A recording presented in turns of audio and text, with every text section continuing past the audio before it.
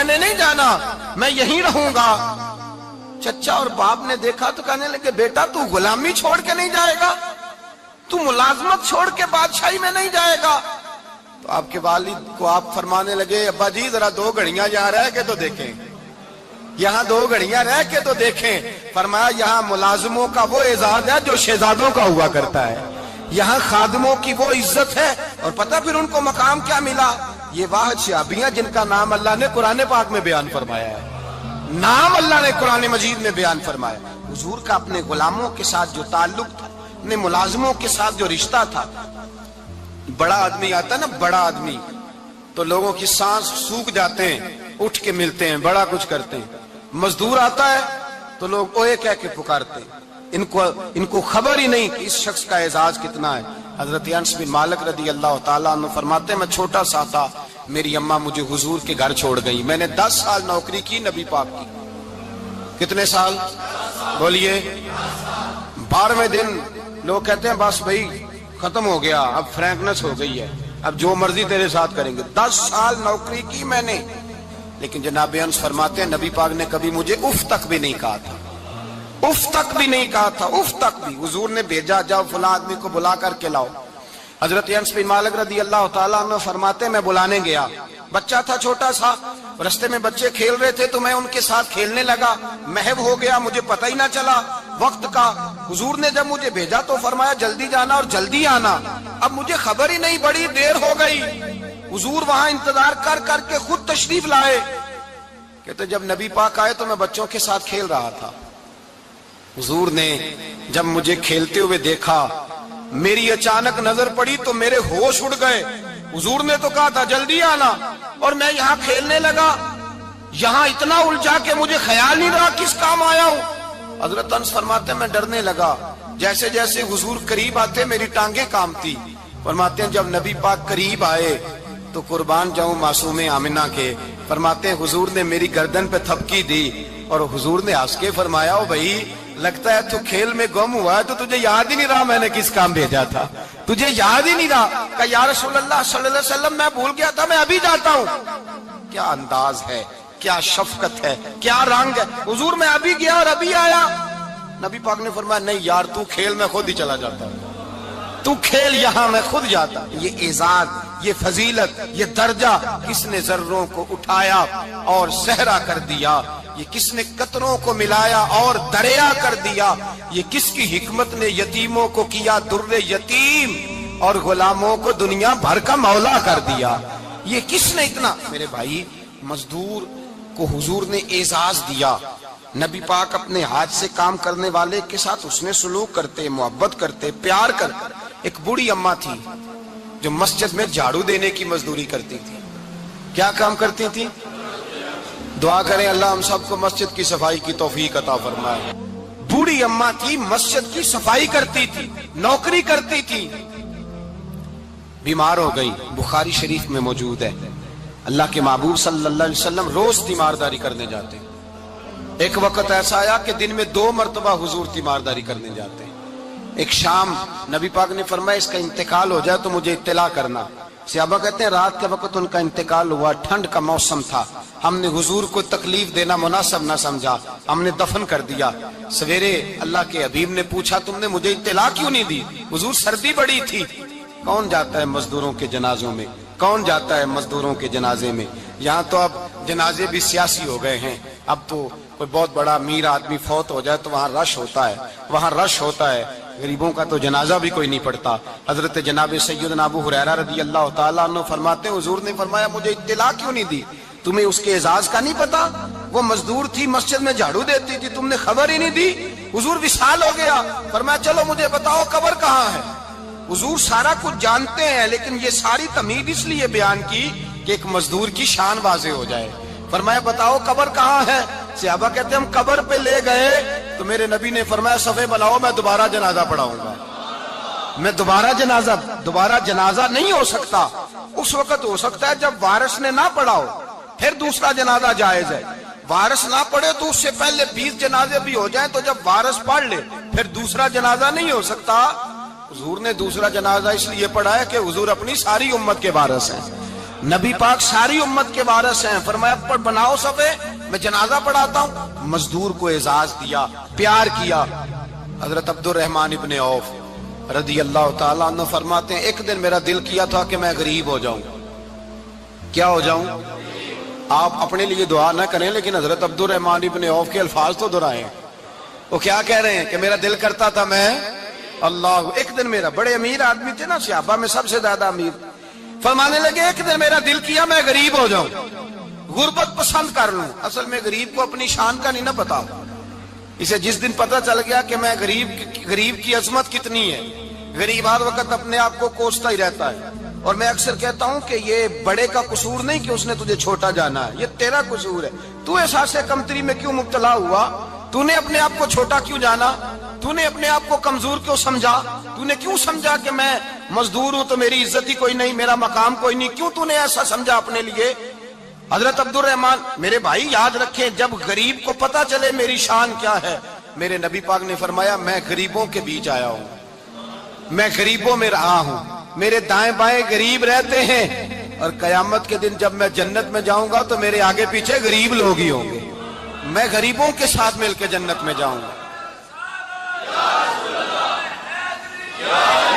Hazrat Abdurrahman Ibn of कहते हैं एक दिन मेरा भी दिल किया था, ये सबसे अमीर थे सहाबा में, और हुजूर ने फरमाया तू पक्का जन्नती है पर सबसे आखिर में जन्नत में जाएगा, इसलिए कि जितना माल है उतना हिसाब भी तो देना है ना, पक्के। हजरत अब्दुर्रहमान इब्ने औफ कहते एक दिहाड़े दिल किया था कि मैं माड़ा होता, मैं गरीब होता, मैं गरीब होता, ये दिल किया मेरा। कहा किस तरह? फरमाने लगे एक मजदूर सहाबी थे, हजरत साद अंसारी नाम था, वो हुजूर से मिलने आए। जब उन्होंने हाथ मिलाया ना नबी पाक से, तो हुजूर ने उनका हाथ थाम लिया। गरीबों कमाल कर दी मेरे मुस्तफा करीम ने, नबी पाक ने हाथ थामा, हुजूर ने हाथ, आपको इस बात की लज्जत नहीं आई शायद, नबी पाक ने हाथ थामा मजदूर का।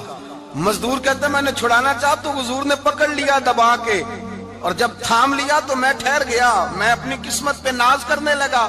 हुजूर ने मेरा हाथ खोला, कहते हाथ पे छाले थे, जगह जगह छाले बने हुए थे। तो नबी करीम सल्लल्लाहु ताला अलैहि वसल्लम ने हाथ खोल के फरमाया साद ये क्या हुआ? अर्ज की हुजूर गरीब हूं, बूढ़े माँ बाप हैं, छोटे छोटे बच्चे हैं, बहन भाइयों के हुकूक हैं, बीवी के मुंह में हलाल का लुकमा देना होता है। या रसूल अल्लाह फावड़ा लेके, कई लेके, कुदाल लेके, बेलचा लेके मजदूरी करता हूँ, मैदान में निकलता हूँ, सुबह से गया था अब आया हूँ, हाथों में निशान पड़ गए हैं। हजरत अब्दुर्रहमान इब्ने औफ फरमाते हैं जिसके कदम चूमने को दुनिया तरसे, उस रसूल ने सर मुबारक झुकाया और गरीब के हाथ को चूम लिया। नबी पाक ने बोसा दिया और फिर फरमाया क्या? फरमाया ये वो हाथ हैं जिनसे खुदा भी प्यार करता है, मोहम्मद मुस्तफा भी मोहब्बत फरमाते हैं। नबी रहमत अलैहिस्सलाम ने फरमाया ये तेरा वो हाथ है जिससे अल्लाह भी प्यार करता है और अल्लाह का। तो मजदूर को फिर नाज करना चाहिए कि परेशान रहना चाहिए? बोले ना, मजदूर को नाज करना चाहिए ना, उसको अपना हाथ खोल खोल के देखना चाहिए और उसे कहना चाहिए अल्लाह ने मुझे वो हाथ अता फरमाया जिससे रब भी प्यार करता है, मुस्तफा भी प्यार करते हैं। उसे तो एजाज समझना चाहिए, फजीलत जाननी चाहिए, उसे तो नाज करना चाहिए। अल्लाह तबारक व तआला ने मुझे ये एजाज दिया है। किसान जो खेतों में मजदूरी कर रहा है, वो मजदूर जो किसी फैक्ट्री में गया है, रिस्के हलाल की तलाश में निकला है, उसे तो मेरे भाई नाज करना चाहिए, उसे तो खुश होना चाहिए कि अल्लाह ने मुझे ये फजीलत दी। तरसते हुए गरीब, जानबूझ के अपने आप को परेशान रखते हुए लोग अगर जान जाएं कि फजीलत क्या है, अजमत क्या है, और फिर गुलाम के साथ सलूक क्या करना है। एक यहूदी का बेटा नबी पाक की खिदमत करता था अक्सर, यहूदी का बच्चा, वो बीमार हो गया, रोज आता था, छोटे मोटे काम करता था, बीमार हो गया। हुजूर ने फरमाया चलो तीमारदारी करने चलते हैं। किसकी? जी गुलाम की, नौकर की। यहाँ साहब कहते हैं 5000 रुपया ले जाओ, वो बड़े एहसान के साथ 5000 रुपया ले जाओ और दे आना, और उसे कहना सर्दी पूछ रहे थे तेरा क्या हाल है, वो बात खत्म हो गई। हुजूर बनफ्स नफीस गए और गरीब का घर था, वो यहूदी बाहर निकला जिसका बेटा बीमार था। तो कहता जब दरवाजे पे मैंने मुसलमानों के नबी को खड़े देखा तो मेरे पैरों तले जमीन ही निकल गई। मैंने कहा हुजूर मुझ गरीब की कुटिया में कैसे आए? पर मैं तुझे पता है ना तेरा बच्चा मेरी नौकरी करता था या कभी बीमार हो गया, मैं तीमारदारी करने आया। वो यहूदी कहता मुझे ख्याल यकीन ही ना आए कि मेरे घर में हुजूर, तू अमीरे हरम, मैं गरीबे बेनवा, तू कुजा मन कुजा, मेरे घर में हुजूर आए। कहते कहाँ है हमारा प्यारा? हुजूर वो लेटा हुआ है। सहाबा कहते हैं नबी पाक सराहने गए तो उसका आखिरी वक्त था, थोड़ा सा टाइम था। मेरे मुस्तफा ने फरमाया तू मेरी नौकरी करता था, आज मैं तेरी तीमारदारी करने आया हूँ। गुलामों सुनो, जो रसूलुल्लाह की नौकरी करे आखिरी वक्त आए तो अल्लाह के रसूल पहुंच जाया करते हैं, हुजूर पहुंच जाया करते हैं। नजम की है खुदा आरजू है यही, आशिके जार की आबरू है यही, मौत के वक्त सर उनके कदमों में हो, दीद होती रहे दम निकलता रहे। हुजूर पहुंच जाते हैं, नबी पाक तशरीफ लाए, बैठे सराने। हुजूर ने जब अपना बर्फ से ठंडा और कस्तूरी से ज्यादा खुशबू वाला हाथ उसके बालों में फेरा, आंखें खोली, हुजूर ने फरमाया चल कलमा पढ़ जा, चल मेरा कलमा पढ़ जा। सारी दुनिया दरे रसूल पे आके कलमा पढ़े और हुजूर उसे कलमा पढ़ाने घर तशरीफ ले गए। ये एक मजदूर को, एक मेहनत करने वाले को एजाज दिया, घर गए कलमा पढ़ ले। उसने अपने वालिद की तरफ देखा और वालदा की तरफ देखा, माँ बाप यहूदी हैं, रोने लगे, कहने लगे बेटा ये हमसे ज्यादा बढ़कर तेरे हक में खैर खा है, जैसे कहते हैं कर ले। उसने कलमा पढ़ा और हुजूर की गोद में लोट पोट होने लगा। कलमा पढ़ा, रूह परवाज कर गई। शारहीन कहते हैं जब नबी पाक वहां से निकले तो हुजूर ने फरमाया उठाओ इसकी मैयत को। माँ बाप कहने लगे कहाँ ले जाना है? फरमाया हम अपने तरीके के मुताबिक गुस्ल कफन करेंगे, इसलिए कि जो कलमा पढ़ जाए फिर वो मेरा हो जाया करता है, मेरा हो जाया करता है। भाई याद रखें, मजदूर को हजरत रबिया बिन काब फरमाते हैं मैं हुजूर को वुजू कराता था, रात का वुजू मेरी जिम्मेदारी थी, सिर्फ एक वुजू रात का। हमारे यहाँ तो 25 साल मजदूर मजदूरी करके चला जाता है, पर वो मजदूर ही रहता है, वो मजदूर है, उसका कोई एजाज नहीं, कोई उसके लिए वो कहते हैं अब बाबा जी आपको खांसी ज्यादा आती है, अपने बेटे को लगा दें, किसी और की ड्यूटी लगा दें, अब आप काम नहीं कर सकते। 25 साल नौकरी की, मिला क्या? हजरत रबिया कहते हैं मैं वुजू कराता था रात का, मेरे नबी पाक ने फरमाया शादी क्यों नहीं करता? तो मैंने कहा या रसूल अल्लाह, ना मेरे पास हुसन है, ना पैसे हैं, ना कोई कारोबार है, मुझे कौन रिश्ता देगा? मेरा रूप भी नहीं ते मेरा रंग भी नहीं, मैंने यार मनाउण दा ढंग भी नहीं, कौन मुझे रिश्ता देगा? कहते हैं हुजूर खामोश हो गए। दूसरा दिन आया तो मैं वुजू कराने पहुंचा तो नबी पाक ने फरमाया शादी क्यों नहीं करता? कहते हैं मैंने कहा हुजूर कौन रिश्ता देगा? वही 3 बातें दोहराई, ना पैसे हैं, ना हुसन है, ना कोई कारोबार है, ना मकान है। फरमाया हुजूर ने तीसरे दिन फिर कहा, जब दूसरा दिन हुआ ना तो हुजूर ने कहा, हुजूर खामोश हुए मेरे जवाब पर। मैंने कहा यार कितना बेवकूफ हूँ, हुजूर रोज पूछते हैं और मैं जवाब ही नहीं देता। कहते तीसरे दिन मैंने इरादा किया आज नबी पाक पूछेंगे तो मैं कहूंगा हुजूर जैसे दिल करता वैसे ही करा दें। कहते हैं तीसरे दिन में गया, सारा वुजू करा लिया, पर नबी पाक ने पूछा ही नहीं। मैं इरादा करके गया था कि आज पूछेंगे तो बता दूंगा, हुजूर ने पूछा ही नहीं। फरमाते हैं वुजू मुकम्मल हो गया, मैं दरवाजे तक चला गया तो मुस्तफा ने आवाज दी, फरमाया वापस पलट ना। मैं पलटा तो हुजूर ने फरमाया तू शादी क्यों नहीं करता? कहते हैं मैं खुल के मुस्कुराया, मैंने कहा महबूब तेरे करम पे कुर्बान जाऊं, क्या अंदाज़े मोहब्बत है, हुजूर मेहरबानी करें करा दें। फरमाया फुला सरदार के पास जा, एक वुजू कराते हैं, और एजाज हुजूर ने कितना दिया, जा सरदार के पास और उसे जाके कह कि अल्लाह के रसूल फरमाते अपनी बेटी का निकाह तेरे साथ कर दे। फरमाते मैं गया, माँ बाप को बड़ी फिक्र होती है बेटियों की। वो कहने लगा मैं शाम को खुद नबी पाक की बारगाह में आऊंगा। कहते मैं बाहर निकलने लगा तो वो बच्ची पर्दे की ओट से बोली, कहने लगी गुलाम ठहर जा, अब्बा जी आपको मेरी फिक्र है, अम्मा जी मेरी फिक्र है, मेरी फिक्र ना करें और ये ना देखें आया कौन है, ये देखें भेजा किसने है, आप मुझे हवाले करें नबी पाक के, हुजूर के हवाले करें, अल्लाह रसूल मुझे कभी जाया नहीं करेंगे। हजरत रबिया कहते हैं हुजूर ने मेरी शादी का बंदोबस्त किया। हजरत बुरैदा असलमी से कहा कि तू इसके लिए खजूर की गुठली के बराबर सोना ला। हजरत हारसा बिन नौमान से कहा तू इसके लिए एक कमरे का उजरे का बंदोबस्त कर। हजरत उस्मान गनी से कहा तूने वलीमा कराना इसका।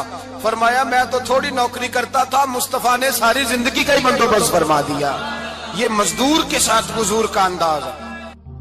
पहले मैंने शुरू में कहा کہ مزدور اس بات کو سمجھتا ہی نہیں کہ اس کا مقام کتنا، وہ اس بات کو جانتا ہی نہیں اللہ نے اسے اعزاز کتنا دیا ہے۔ ملت کا جوان سب سے پہلے تو کبھی کسی کی جیب کی طرف نہ دیکھے، اور یہ بات یاد رکھ لیں، درجنوں بزرگوں کے ارشادات کی روشنی میں ایک موٹی بات بیان کر رہا ہوں، توجہ ہے میری بات پر؟ جس کی توجہ دوسروں کی جیب پہ ہوتی ہے وہ رسوا ہو جاتا ہے۔ کاہل لوگ جو زندگی میں صرف ہاتھ پھیلانے کے عادی ہوتے ہیں، ان کے دامن میں سوائے رسوائی کے کچھ نہیں آتا، ان کے حصے میں سوائے بدنامی کے کچھ نہیں آتا، اور جو اپنی بازو کی قوت کے زور پر، اقبال کہتے ہیں اپنی دنیا آپ پیدا کر اگر زندوں میں ہے، سر آدم ہے ضمیر کن فکاں ہے زندگی، اپنے لیے خود جینا سیکھیں، ملت کے لیے کچھ کرنا سیکھیں۔ معاشرے کے اندر اس سے ادھار پکڑ کے اس کو دے دیا تو اس سے پکڑ کے اس کو دے دیا، 2 دن اس کے پاس چلے گئے لینے تو 4 دن اس کے پاس چلے گئے، کبھی کو دوست باہر سے آ گیا تو اس کے پیچھے بھاگنے لگے، چاپلوسی کرنے لگے، 2-4 جوڑوں کی خاطر، ایک موبائل کی خاطر۔ چھوڑیں اس دھندے سے باہر آئیں۔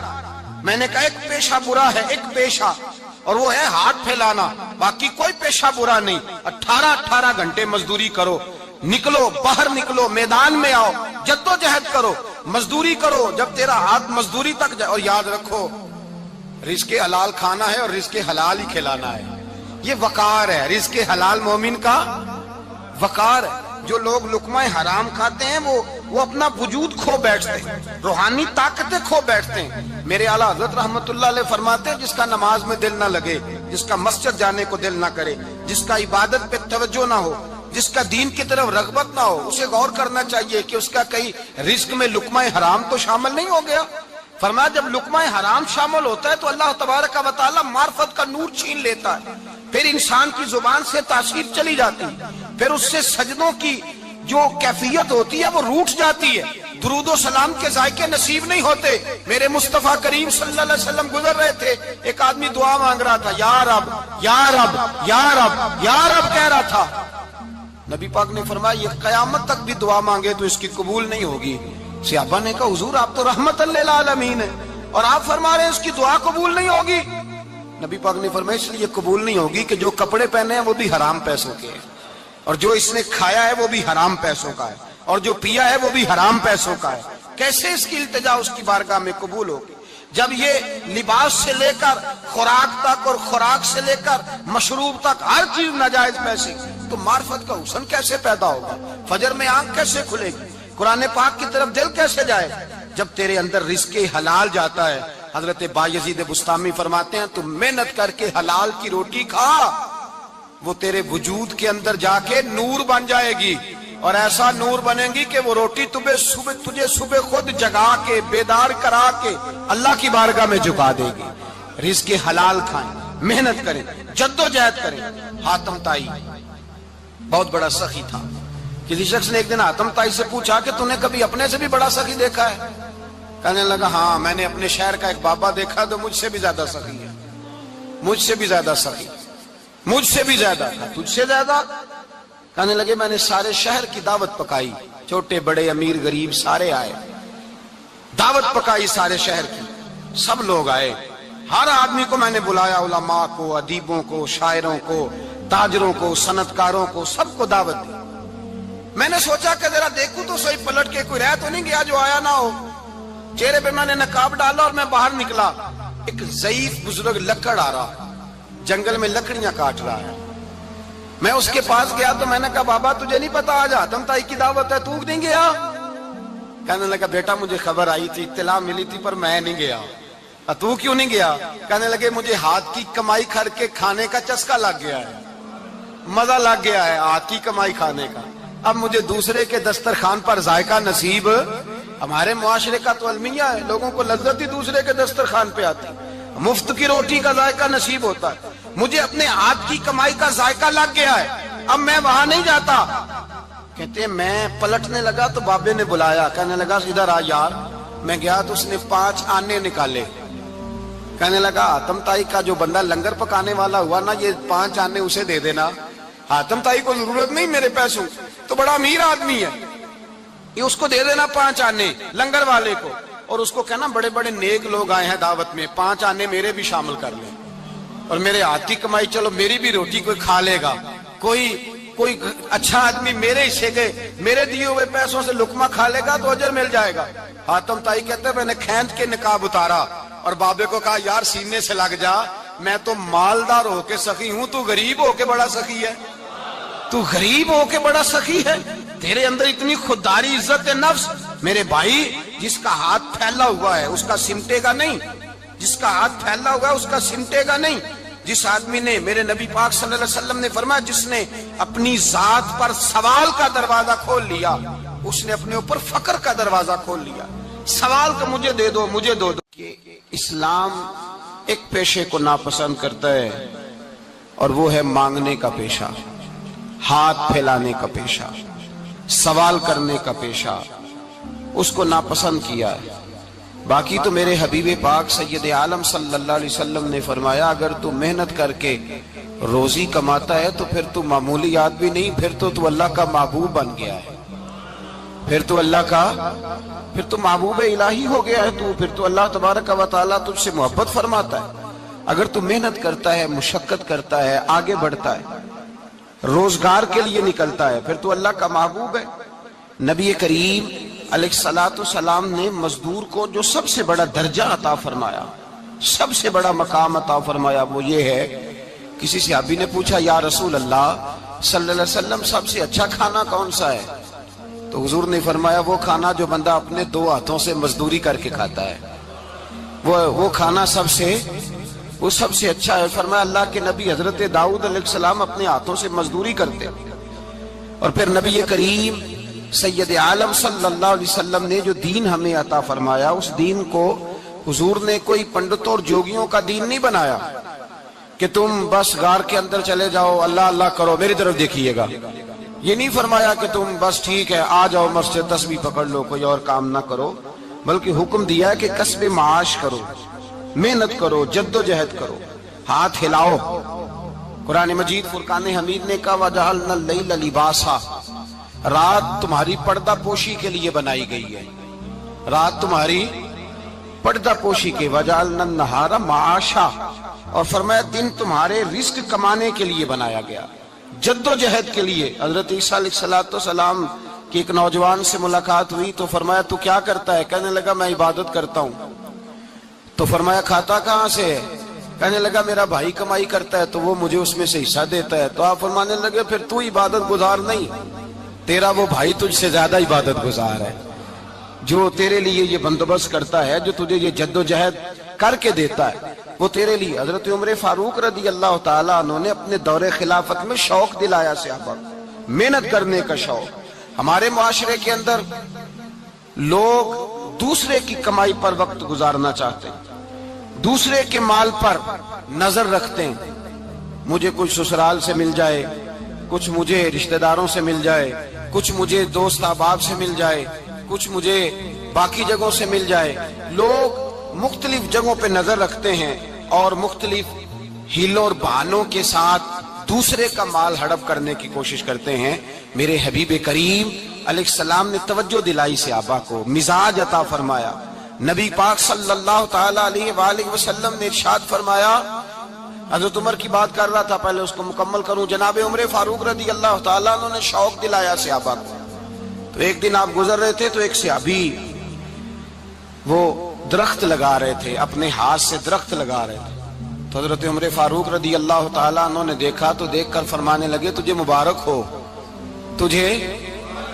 فرمایا اللہ تبارک و تعالیٰ تیری عزت بھی بڑھا دے گا اور تیری محتاجی بھی دور فرما دے گا, اس لیے کہ تو محنت کر رہا ہے, تو جد و جہد کر رہا ہے, تو اپنے ہاتھ سے کوشش کر رہا ہے. اللہ تبارک و تعالیٰ تیرا رزق بھی بڑھا دے گا اور اللہ تیری عزت میں بھی اضافہ کرے گا.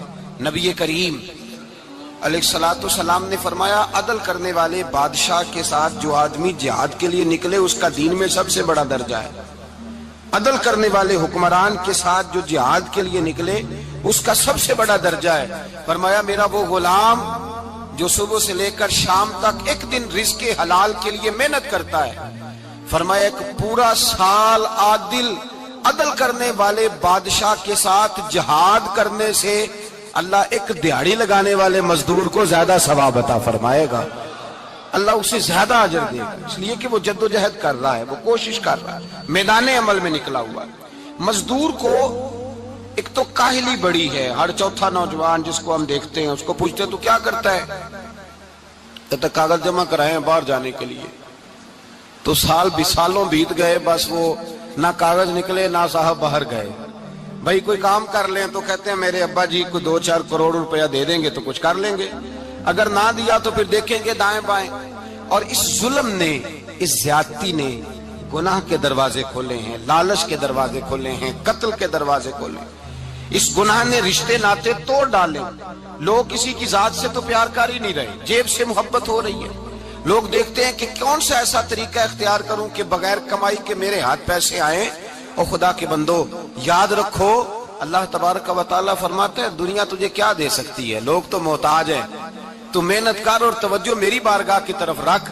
حضرت عمر فاروق فرماتے ہیں مصطفیٰ کریم صلی اللہ علیہ وسلم نے فرمایا جو توجہ اللہ کی جانب رکھے اور کوشش کے لیے نکل کھڑا ہو، اس طرح پرندہ سویرے بھوکا جاتا ہے، شام کو پیٹ بھر کے آتا ہے، اللہ اس بندے کو بھی پیٹ بھر کے روزی عطا فرمائے گا۔ حضرت حسن بصری رحمت اللہ علیہ تشریف فرماتے تو ایک نوجوان آیا، اس نوجوان نے کہا حضرت آج کے بعد میں نے فکر نہیں کرنی کام کاج کی، میں نے نہیں کوئی بھی توجہ کرنی کمانا کیسے ہے کھانا کیسے ہے، میری فکریں دور ہو گئیں۔ فرمایا کیا ہوا؟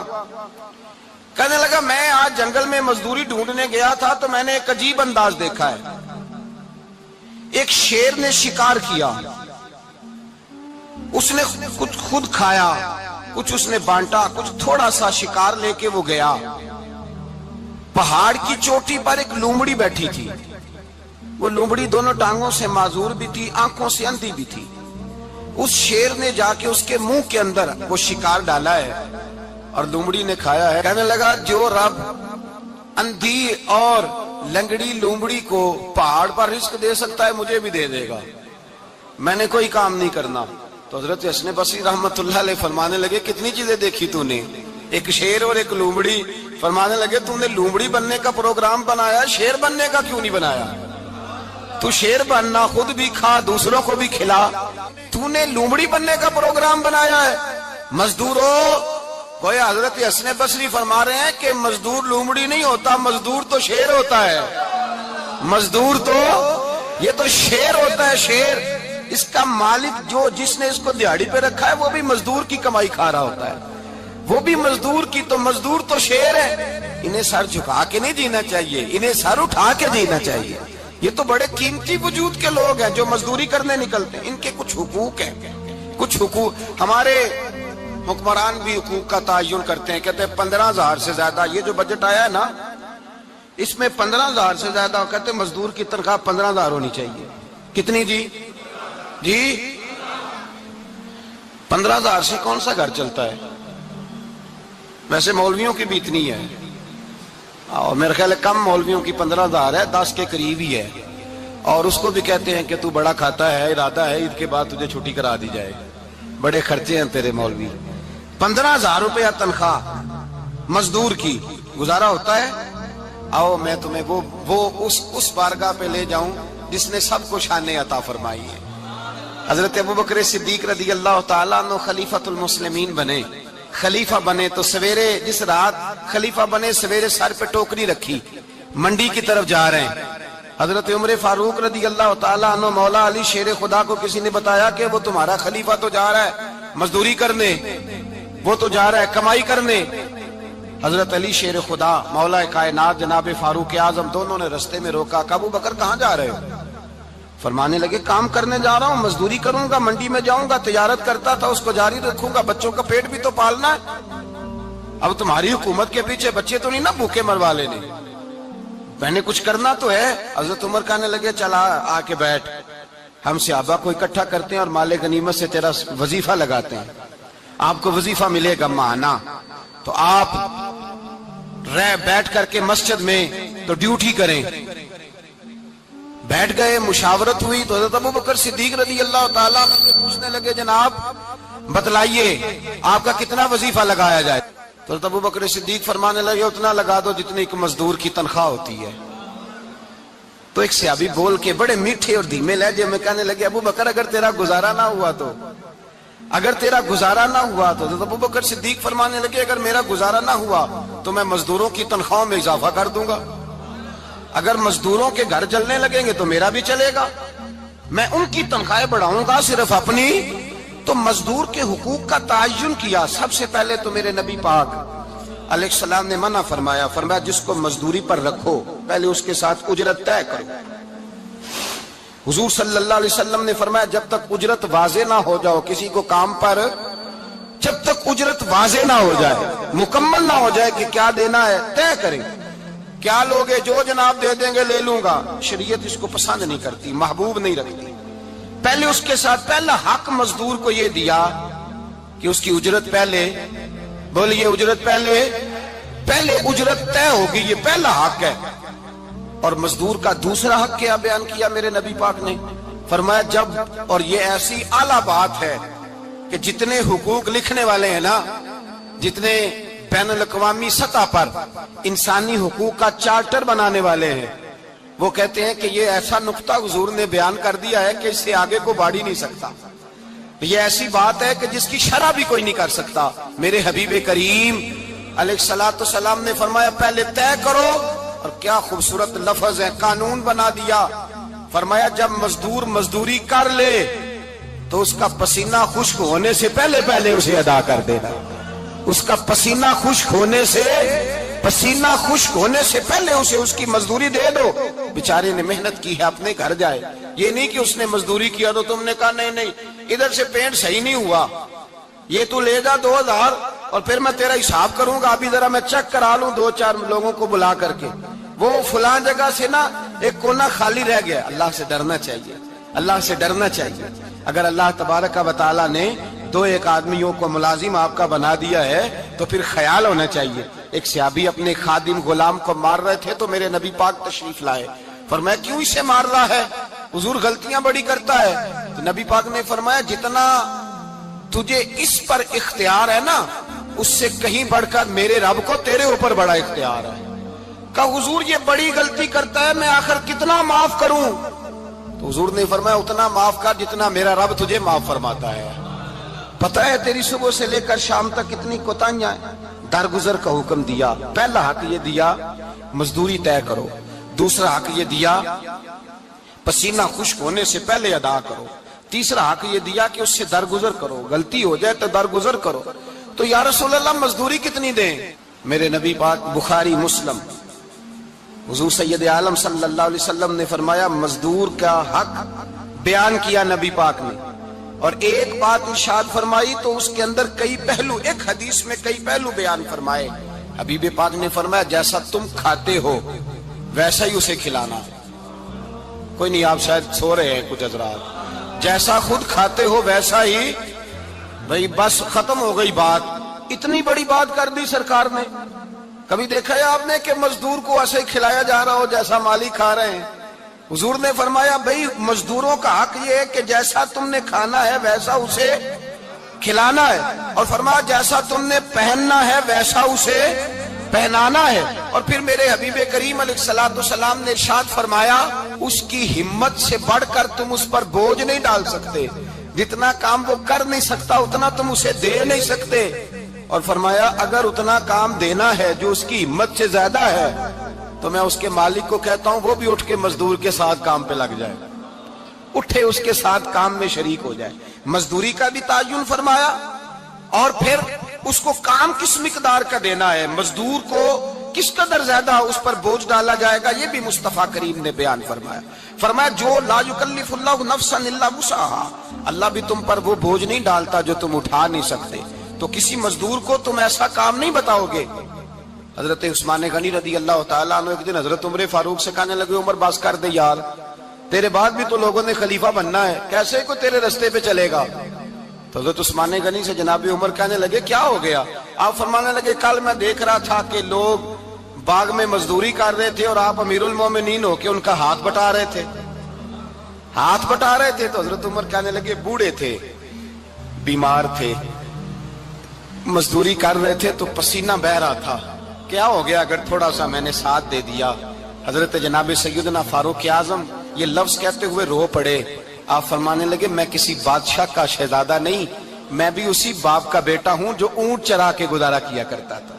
میں نے آگے بڑھ کے لوگ حیثیت بھول جاتے ہیں، اپنی حیثیت بھول جاتے ہیں. اللہ تبارک و تعالیٰ جب کچھ عطا کرتا ہے ان کا رویہ اپنے ماتحتوں کے ساتھ اتنا سخت اور جابرانہ آمرانہ ہو جاتا ہے، اس قدر زیادہ ان کے لب و لہجے میں کڑواہٹ آ جاتی ہے، اس قدر زیادہ ان کی طبیعتوں کے اندر سختی اور غرور بھر جاتا ہے کہ وہ احساس ہی نہیں کرتے کہ جو سامنے بیٹھا ہے وہ بڑا ایک دکھی انسان ہے اور وہ تکلیف میں ہے، وہ آزمائش میں اپنے آپ کو مبتلا سمجھ رہا ہے. حضرت ابو ذر غفاری رضی اللہ تعالیٰ عنہ فرماتے ہیں میں اپنے ماتحتوں کے حق میں بڑا سخت تھا، سخت تھی میری طبیعت، میرے غلاموں کی جرت ہی نہیں تھی کہ وہ میرے سامنے گفتگو کر سکیں اور ٹھہر بھی سکیں.